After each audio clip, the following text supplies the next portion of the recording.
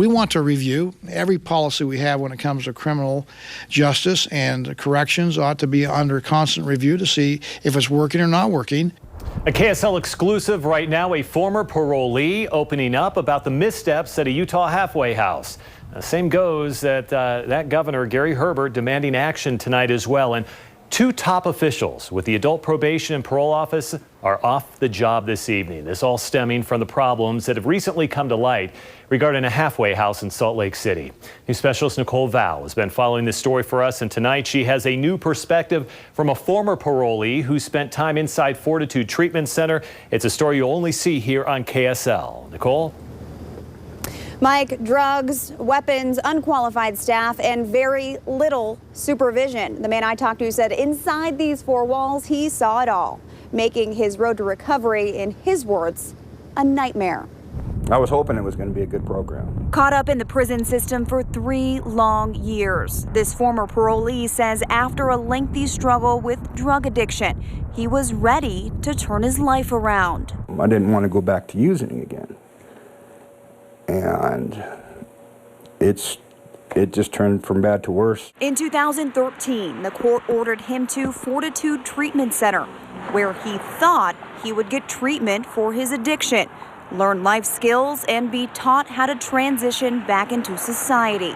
Instead, learning that was just a fantasy at Fortitude.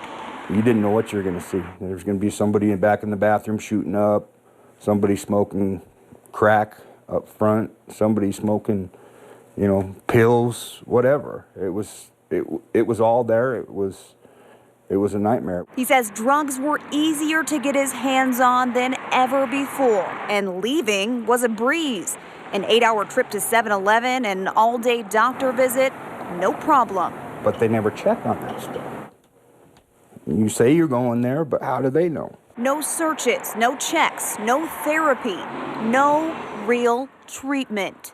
Therapy's supposed to be there. Drug treatment's supposed to be there. Life skills classes. They had AP&P agents doing the life skills classes, reading out of books.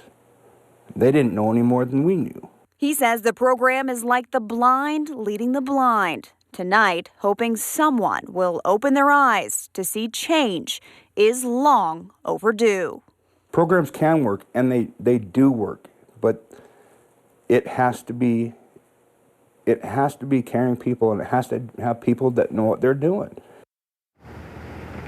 Yeah, like many others, he also walked away from this place, but says it took almost 16 hours for anyone to realize he was even missing. He ended up back in jail, but when he was released, he says he checked into a different treatment center, one that worked, one that helped him get clean. Mike, he's been drug-free for almost 4 years now. Yeah, and I'll tell you, if what he says is true, there certainly needs to be a fix there.